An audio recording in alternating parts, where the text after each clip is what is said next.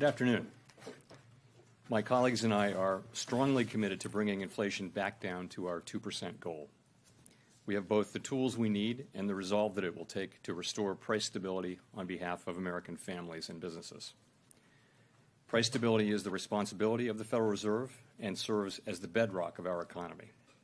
Without price stability, the economy does not work for anyone. In particular, without price stability, we will not achieve a sustained period of strong labor market conditions that benefit all. Today, the FOMC raised its policy interest rate by 0.75 percentage point, and we anticipate that ongoing increases will be appropriate. We are moving our policy stance purposefully to a level that will be sufficiently restrictive to return inflation to 2%. In addition, we are continuing the process of significantly reducing the size of our balance sheet. I will have more to say about today's monetary policy actions after briefly reviewing economic developments. The U.S. economy has slowed from the historically high growth rates of 2021, which reflected the reopening of the economy following the pandemic recession. Recent indicators point to modest growth of spending and production. Growth in consumer spending has slowed from last year's rapid pace, in part reflecting lower real disposable income and tighter financial conditions. Activity in the housing sector has weakened significantly, in large part reflecting higher mortgage rates. Higher interest rates and slower output growth also appear to be weighing on business fixed investment, while weaker economic growth abroad is restraining exports. As shown in our summary of economic projections, since June, FOMC participants have marked down their projections for economic activity, with the median projection for real GDP growth standing at just 0.2% this year and 1.2% next year, well below the median estimate of the longer-run normal growth rate. Despite the slowdown in growth, the labor market has remained extremely tight, with the unemployment rate near a 50-year low, job vacancies near historical highs, and wage growth elevated. Job gains have been robust, with employment rising by an average of 378,000 jobs per month over the last 3 months. The labor market continues to be out of balance, with demand for workers substantially exceeding the supply of available workers. The labor force participation rate showed a welcome uptick in August, but has little changed since the beginning of the year. FOMC participants expect supply and demand conditions in the labor market to come into better balance over time, easing the upward pressure on wages and prices. The median projection in the SEP for the unemployment rate rises to 4.4% at the end of next year, a half percentage point higher than in the June projections. Over the next 3 years, the median unemployment rate runs above the median estimate of its longer-run normal level. Inflation remains well above our 2% longer-run goal. Over the 12 months ending in July, total PCE prices rose 6.3%. Excluding the volatile food and energy categories, core PCE prices rose 4.6%. In August, the 12-month change in the Consumer Price Index was 8.3%, and the change in the core CPI was 6.3%. Price pressures remain evident across a broad range of goods and services. Although gasoline prices have turned down in recent months, they remain well above year-earlier levels, in part reflecting Russia's war against Ukraine, which has boosted prices for energy and food and has created additional upward pressure on inflation. The median projection in the SEP for total PCE inflation is 5.4% this year and falls to 2.8% next year, 2.3% in 2024, and 2% in 2025. Participants continue to see risks to inflation as weighted to the upside. Despite elevated inflation, longer-term inflation expectations appear to remain well anchored, as reflected in a broad range of surveys of households, businesses, and forecasters, as well as measures from financial markets. But that is not grounds for complacency. The longer the current bout of high inflation continues, the greater the chance that expectations of higher inflation will become entrenched. The Fed's monetary policy actions are guided by our mandate to promote maximum employment and stable prices for the American people. My colleagues and I are acutely aware that high inflation imposes significant hardship as it erodes purchasing power, especially for those least able to meet the higher costs of essentials like food, housing, and transportation. We are highly attentive to the risks that high inflation poses to both sides of our mandate, and we are strongly committed to returning inflation to our 2% objective. At today's meeting, the committee raised the target range for the federal funds rate by 0.75 percentage point, bringing the target range to 3 to 3.25%. And we are continuing the process of significantly reducing the size of our balance sheet, which plays an important role in firming the stance of monetary policy. Over coming months, we will be looking for compelling evidence that inflation is moving down, consistent with inflation returning to 2%. We anticipate that ongoing increases in the target range for the federal funds rate will be appropriate. The pace of those increases will continue to depend on the incoming data and the evolving outlook for the economy. With today's action, we have raised interest rates by 3 percentage points this year. At some point, as the stance of monetary policy tightens further, it will become appropriate to slow the pace of increases while we assess how our cumulative policy adjustments are affecting the economy and inflation. We will continue to make our decisions meeting by meeting and communicate our thinking as clearly as possible. Restoring price stability will likely require maintaining a restrictive policy stance for some time. The historical record cautions strongly against prematurely loosening policy. As shown in the SEP, the median projection for the appropriate level of the federal funds rate is 4.4% at the end of this year, 1 percentage point higher than projected in June. The median projection rises to 4.6% at the end of next year and declines to 2.9% by the end of 2025, still above the median estimate of its longer-run value. Of course, these projections do not represent a committee decision or plan, and no one knows with any certainty where the economy will be a year or more from now. We are taking forceful and rapid steps to moderate demand so that it comes into better alignment with supply. Our overarching focus is using our tools to bring inflation back down to our 2% goal and to keep longer-term inflation expectations well anchored. Reducing inflation is likely to require a sustained period of below-trend growth, and there will very likely be some softening of labor market conditions. Restoring price stability is essential to set the stage for achieving maximum employment and stable prices over the longer run. We will keep at it until we're confident the job is done. To conclude, we understand that our actions affect communities, families, and businesses across the country. Everything we do is in service to our public mission. We at the Fed will do everything we can to achieve our maximum employment and price stability goals. Thank you, and I look forward to your questions.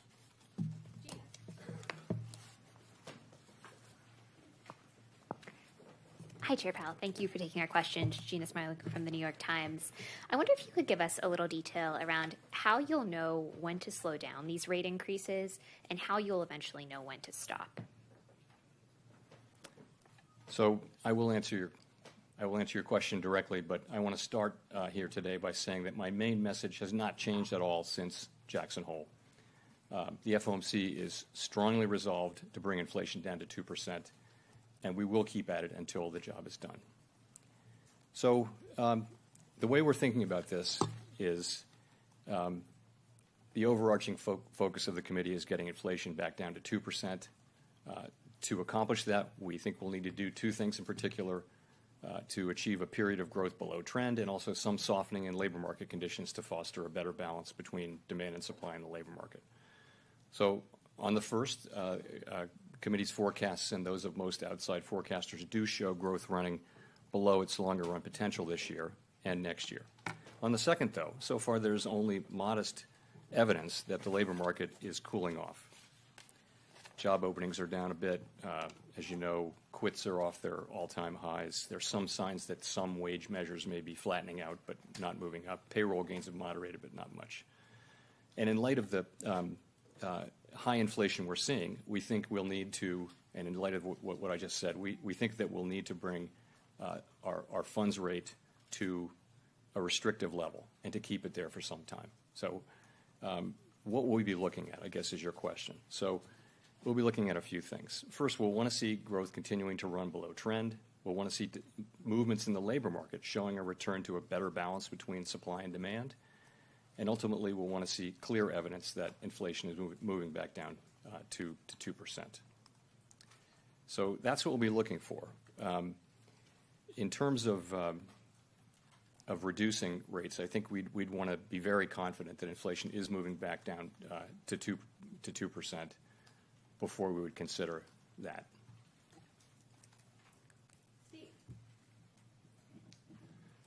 Thank you, Mr. Chairman. Steve Leisman, CNBC. Can you talk about how you factor in the variable lags on inflation and the extent to which the outlook for rates should be seen as linear in the sense that you keep raising rates, or can you envision a time when there's a pause to kind of look at what has been wrought in the economy from the rate increases? Thank you. Sure. So, of course, monetary policy does famously work with long and variable lags. The way I think of it is our policy decisions affect financial conditions immediately. In fact, financial conditions have usually been affected well before we actually announce our decisions. Then changes in financial conditions begin to affect economic activity fairly quickly, within a few months. But it's likely to take some time to see the full effects of changing financial conditions on inflation. So we are very much mindful for that. And that's why I noted in my opening remarks that at some point, as the stance of policy tightens further, it will become appropriate to slow the pace of rate hikes while we assess how our cumulative policy adjustments are affecting the economy and inflation. So that's how we think about that. Your second question, sorry, was? Is there a point in time you can see pausing? Is it linear that you keep raising rates, or is there? Oh, I'm sorry. I should know better than to not talk with my microphone. I should know better than to answer your second question. Oh, there you go. Is it linear? Do you keep raising rates, or is there a pause that you could envision where you kind of figure out what has happened to the economy and give time to catch up in the real economy, the rate increase time to catch up in the real economy? Thank you. So I think it's very hard to say with precise certainty the way this is going to unfold. As I mentioned, what we think we need to do and should do is to move our policy rate to a restrictive level that's restrictive enough to bring inflation down to 2%, where we have confidence of that. And what you see in the SEP numbers is people's views as of today, as of this meeting, as to the kind of levels that will be appropriate. Now, those will evolve over time, and I think we'll just have to see how that goes. There is a possibility, certainly, that we would go to a certain level that we're confident in and stay there for a time. But we're not at that level. Clearly today, we've just moved, I think, probably into the very lowest level of what might be restrictive, and certainly in my view and in the view of the committee, there's a ways to go. Rachel. Hi, Chair Powell. Rachel Siegel from The Washington Post. Thank you for taking our questions. The projections show the unemployment rate rising to 4.4% next year, and historically, that kind of rise in the unemployment rate would typically bring a recession with it. Should we interpret that to mean no soft landing, and is that kind of rise necessary to get inflation down? Right. So you're right. In the SEP, there's what I would characterize as a relatively modest increase in the unemployment rate from a historical perspective, given the expected decline in inflation. Now, why is that? So really, that is what we generally expect, because we see the current situation as outside of historical experience in a number of ways, and I'll mention a couple of those. First, and you know these, but first, job openings are incredibly high relative to the number of people looking for work. It's plausible, I'll say, that job openings could come down significantly, and they need to, without as much of an increase in unemployment as has happened in earlier historical episodes. So that's one thing. In addition, in this cycle, longer run inflation expectations have generally been fairly well anchored. And as I've said, there's no basis for complacency there. But to the extent that continues to be the case, that should make it easier to restore price stability. And I guess the third thing I would point to that's different this time is that part of this inflation is caused by this series of supply shocks that we've had, beginning with the pandemic and really with the reopening of the economy, and more recently amplified and added to by Russia's invasion of Ukraine, have all contributed to the sharp increase in inflation. So these are the kinds of events that are not really seen in prior business cycles. And in principle, if those things start to get better, and we do see some evidence of the beginnings of that, it's not much more than that, but it's good to see that. For example, commodity prices look like they may have peaked for now. Supply chain disruptions are beginning to resolve. Those developments, if sustained, could help ease the pressures on inflation. So let me just say, how much these factors will turn out to really matter in this sequence of events, it remains to be seen. We have always understood that restoring price stability while achieving a relatively modest decline, or rather increase in unemployment and a soft landing would be very challenging. And we don't know. No one knows whether this process will lead to a recession, or if so, how significant that recession would be. That's going to depend on how quickly wage and price inflation pressures come down, whether expectations remain anchored, and whether, also do we get more labor supply, which would help as well. In addition, the chances of a soft landing are likely to diminish to the extent that policy needs to be more restrictive or restrictive for longer. Nonetheless, we're committed to getting inflation back down to 2% because we think that a failure to restore price stability would mean far greater pain later on. Just to follow up on one small thing, are vacancies still at the top of your list in terms of understanding the labor market and how much room there is there?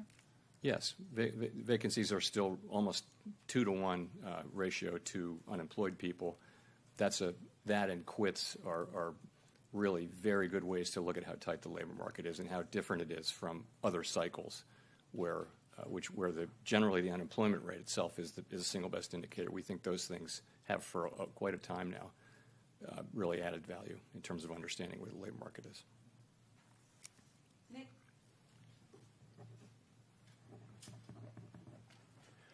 Nick Timmeros at the Wall Street Journal.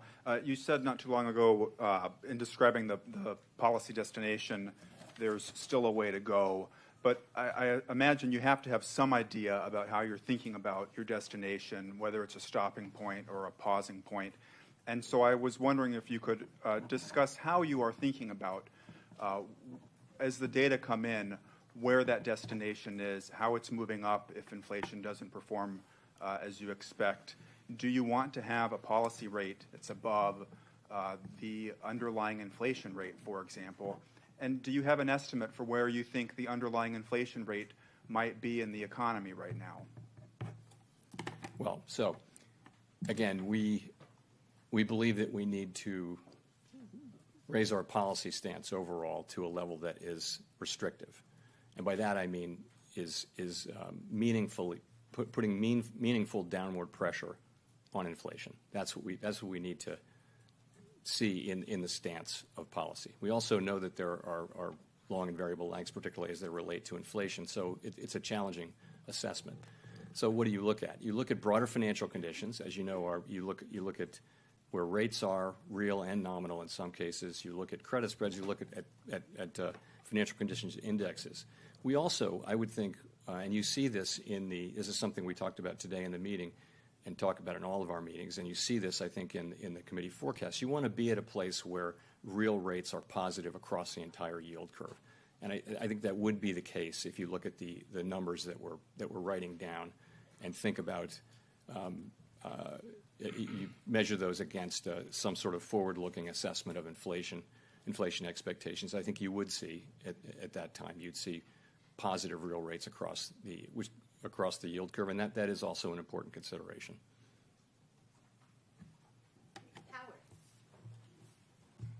Hi, Howard Schneider with Reuters. Thanks for the opportunity.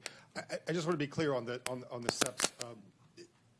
You say it's meeting by meeting, but it sure looks like we're going 75, 50, 25. Is 75 next month the baseline? So we make one decision per meeting, and the meeting decision we made today was to raise the federal funds rate by 75. You're right that the median for the year end suggests another 125 basis points in rate increases. But there's another fairly large group that saw 100 basis points addition to where we are today. So that would be 25 basis points less. So, we're going to make that decision at the meeting. We didn't make that decision today. We didn't vote on that. I would say that, we're committed to getting to a restrictive level of for the federal funds rate and getting there pretty quickly. And that's what we're thinking about. So just as a follow-up to that, I'm wondering about the sort of risk management considerations here. Given there's some discussion now of overdoing it, what's the incentive to continue front-loading right now? Is it lack of progress on inflation seen in the CPI reports, or is it a motivation to get as much done while the job market is still as strong as it is? So what we've seen is inflation our expectation has been that we would begin to see inflation come down, largely because of supply side healing. By now, we would have thought that we would have seen some of that. We haven't. We have seen some supply side healing, but inflation has not really come down. If you look at core PCE inflation, which is a good measure of where inflation is running now, if you look at it on a 3, 6, and 12-month trailing annualized basis, you'll see that inflation is at 4.8%, 4.5%, and 4.8%. So that's a pretty good summary of where we are with inflation, and that's not where we expected or wanted to be. So what that tells us is that we need to continue, and we can keep doing these, and we did today do another large increase as we approach the level that we think we need to get to. And we're still discovering what that level is, but people are writing that down in their SEP where they think policy needs to be. So that's how we're thinking about it. Let's go to Colby. Thank you. Colby Smith with the Financial Times. Chair Powell, how should we interpret the fact that core inflation is still not forecast in the SEP to be back to target in 2025, and yet the dot plot projects cuts as early as 2024? And does that mean there's a level of inflation above the 2% target that the Fed is willing to tolerate? So I guess core is at 2.1 in 2025, and in the median, and headline is at 2.0. So that's pretty close. I mean, we write down our forecasts and we figure out what the median is and we publish it. So it's not. I would say that if the economy followed this path, this would be a pretty good outcome. But you're right, it is a tenth higher than 2%. Okay, just as a quick follow-up, I mean, if the concern is that underlying inflation is becoming more entrenched perhaps each month, then why forego the more aggressive 100 basis point increase today? And does that risk having to do more later on? Yeah, so we, as we said, at the last press conference and in between that one and this one, we said that we would make our decision based on the overall data coming in. So if you remember, we got a surprisingly low reading in July, and then a surprisingly high reading for August. So I think you never want to overreact too much to any one data point. So if you look at them together, and as I just mentioned, if you really look at this year's inflation, 3, 6, and 12-month trailing, you see inflation is running too high. It's running 4.5% or above. You don't need to know much more than that. If that's the one thing you know that this committee is committed to getting to a meaningfully restrictive stance of policy and staying there until we feel confident that inflation is coming down. So that's how we think about it. Victoria. Hi, Victoria Guida with Politico. I wanted to ask about the balance sheet. You all have left open the possibility that you might sell mortgage-backed securities, but we've seen significant slowing in the housing market. Mortgage rates have gone up significantly, and I'm just wondering whether conditions there might affect your plans for how quickly you have the runoff on the MBS side. So what we said, as you know, was that we would consider that once balance sheet runoff is well underway. I would say it's not something we're considering right now, and not something I expect to be considering in the near term. It's just it's something I think we will turn to, but the time for turning to it has not come and is not close. Well, and will conditions in the housing market affect that decision? I think a number of things might affect that decision. But the main thing is we're not considering that decision, and I don't expect that we will anytime soon. Neil. Thanks.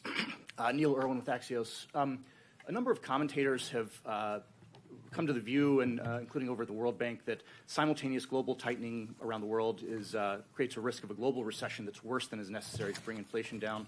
How do you see that risk? How do you think of coordination with your fellow central bankers? And is there much risk of overdoing it on a global level?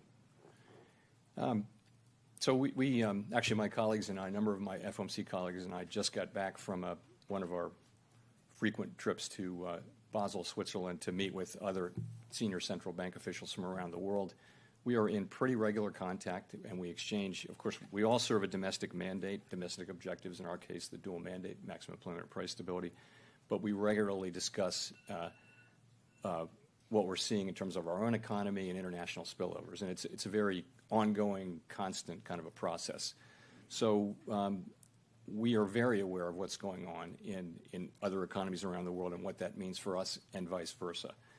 The forecast that we put together, that our staff puts together and that we put together on our own, always take all of that, try to take all of that into account. I mean, I can't say that we do it perfectly, but it's not as if we don't think about, the policy decisions, monetary policy and otherwise, the economic developments that are taking place in major economies that can have an effect on the U.S. economy. That is very much baked into our own forecast and our own understanding of the U.S. economy as best we can. It won't be perfect. So, I don't see it. It's hard to talk about collaboration in a world where people have very different levels of interest rates. If you remember, there were coordinated cuts and raises and things like that at various times. But really, we're in very different situations. But I will tell you that our contact is more or less ongoing. And it's not coordination, but there's a lot of information sharing, and we all, I think, are informed by what other important economies that are important to the United States are doing.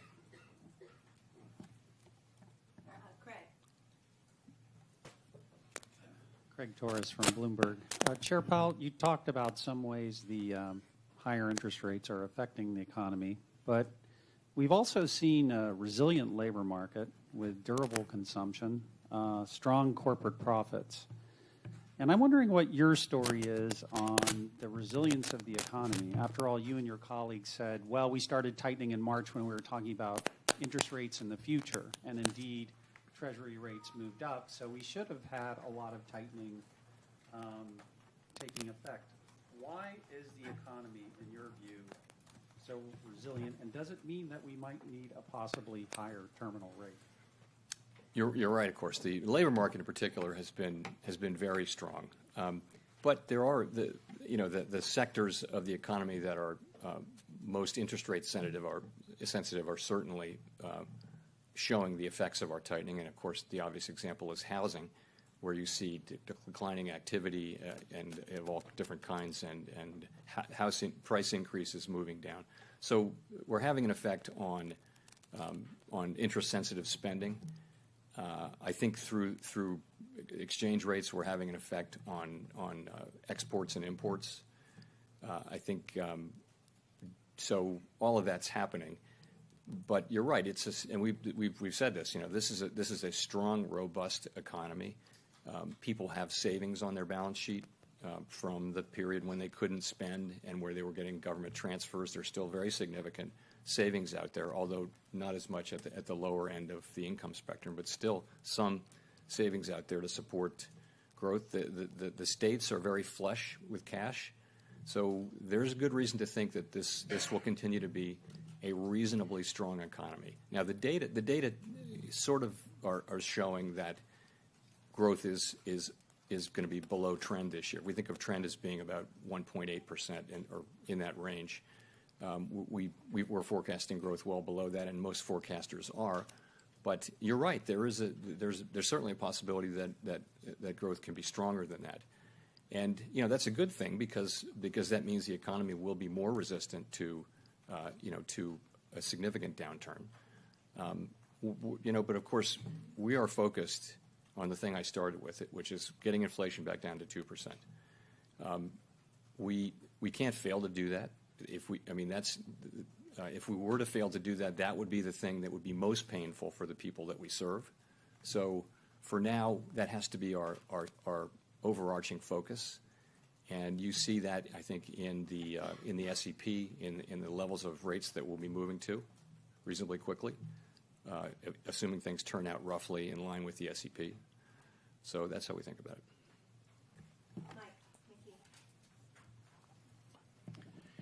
Thank you, Mr. Chairman. In a world of euphemisms that we live in here with below-trend growth and modest increase in unemployment, I'm wondering if I could ask you a couple of direct questions for the American people. Do the odds now favor, given where you are and where you're going with interest rates, favor a recession? 4.4% unemployment is about 1.3 million jobs. Is that acceptable job loss? And then given that the data you look at is backward-looking and the lags in your policy are forward-looking and you don't know what they are, how will you know, or will you know, if you've gone too far? So I don't know what the odds are. I think that there's a very high likelihood that we'll have a period of what I've mentioned is below-trend growth, by which I mean much lower growth, and we're seeing that now. So the median forecast, I think, this year for among my colleagues and me was 0.2% growth. So that's very slow growth, and then below trend next year. I think the median was 1.2, also well below. So that's a slower. That's a very slow level of growth, and it could give rise to increases in unemployment. But I think that is something that we think we need to have, and we think we need to have softer labor market conditions as well. We're never going to say that there are too many people working, but the real point is this. Inflation, what we hear from people when we meet with them is that they really are suffering from inflation. And if we want to set ourselves up, really light the way to another period of a very strong labor market, we have got to get inflation behind us. I wish there were a painless way to do that. There isn't. So what we need to do is get rates up to the point where we're putting meaningful downward pressure on inflation, and that's what we're doing. And we certainly don't hope. We certainly haven't given up the idea that we can have a relatively modest increase in unemployment. Nonetheless, we need to complete this task. Well, how will you know, or will you know, if you've gone too far? It's hard to hypothetically deal with that question. I mean, our really tight focus now continues to be ongoing rate increases to get the policy rate up where it needs to be.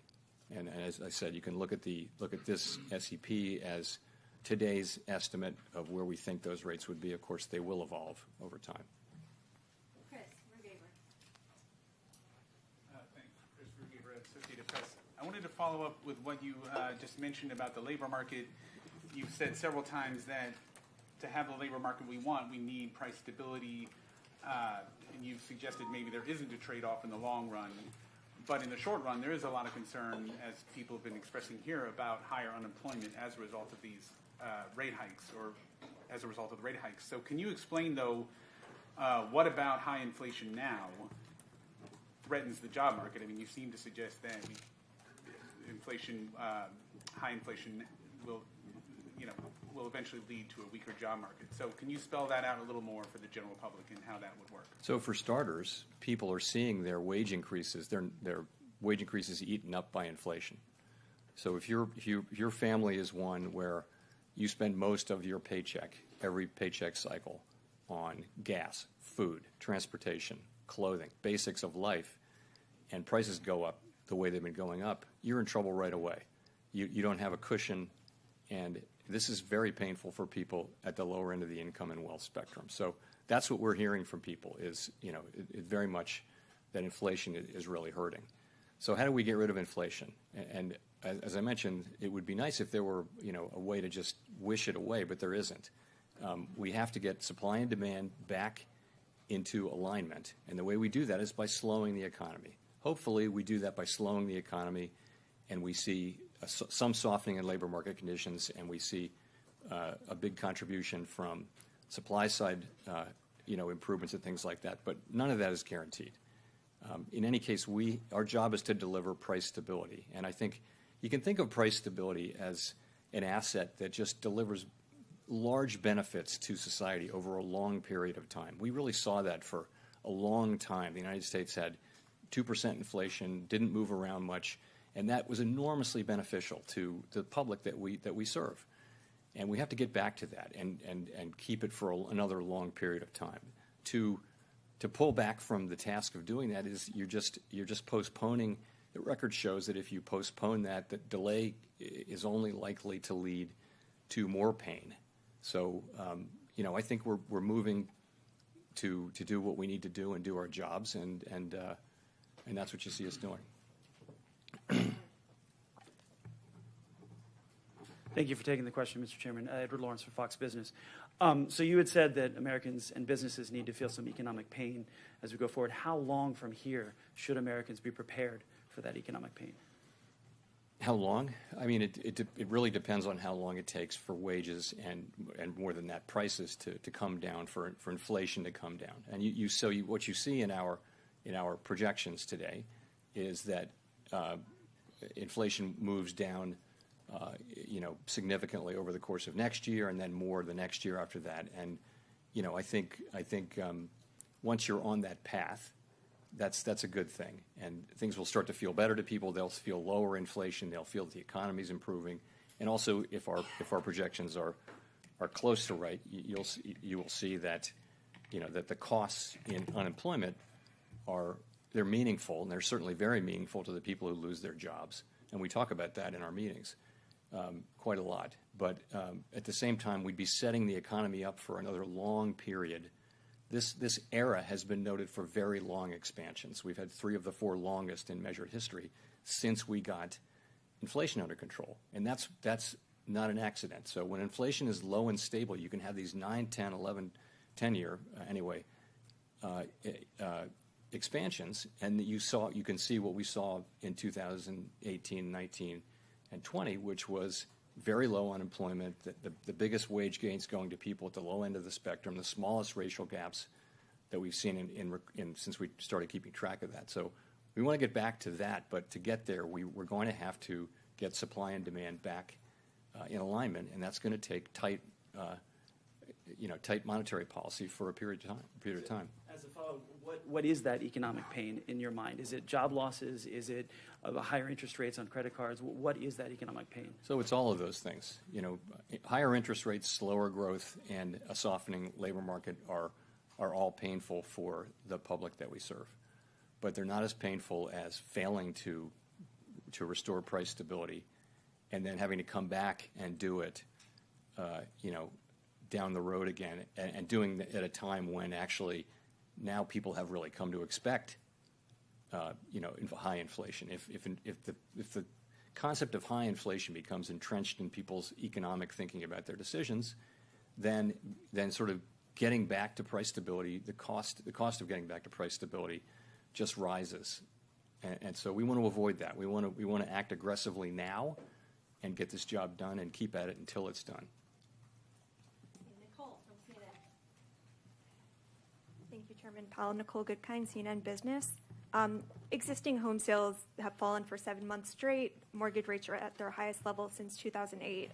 Yet mortgage demand increased this week, and housing prices are still elevated. Now, at the end of your June press conference, you mentioned plans to reset the housing market. I was wondering if you could elaborate on what you mean when you say reset, and what you think it will take to actually get there.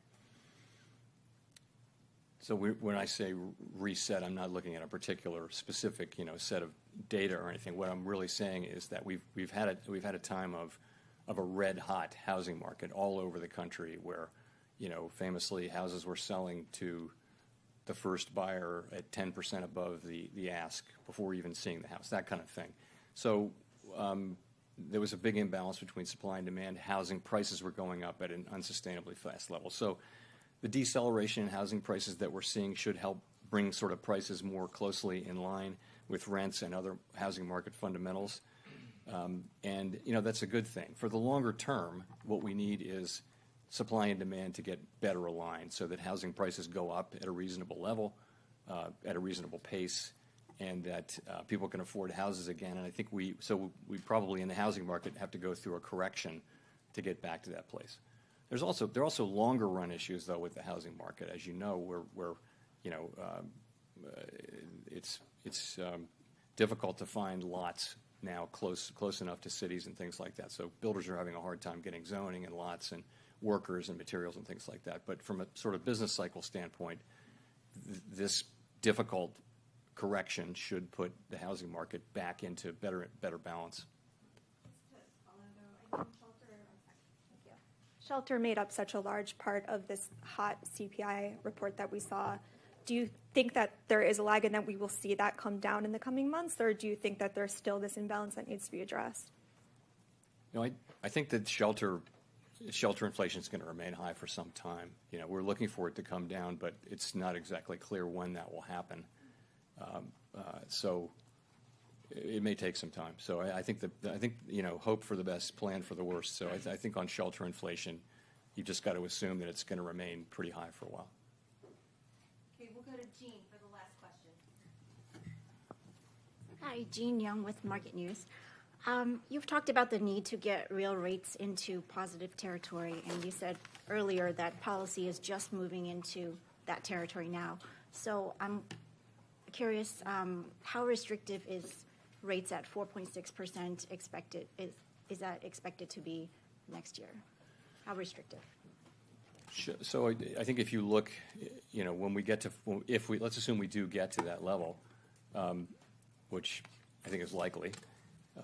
What you're going to do is you're going to adjust that for some forward-looking measure of inflation, and that could be, you pick your measure. It could be, there are all kinds of different things you could pick, and you get. But what you'll get is a positive number. In all cases, you will get forward inflation expectations in the short term. I think that are going to be, assuming that we're doing our jobs appropriately, that will be significant. So you'll have a positive federal funds rate at that point, which could be 1% or so. But I don't know exactly what it would be, but it would be significantly positive when we get to that level.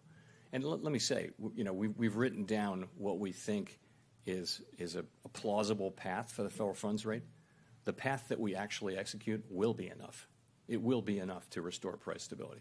So this is something that, as you can see, they've moved up, and we're going to continue to watch incoming data and the evolving outlook and ask ourselves whether our policy is in the right place as we go. Thank you very much.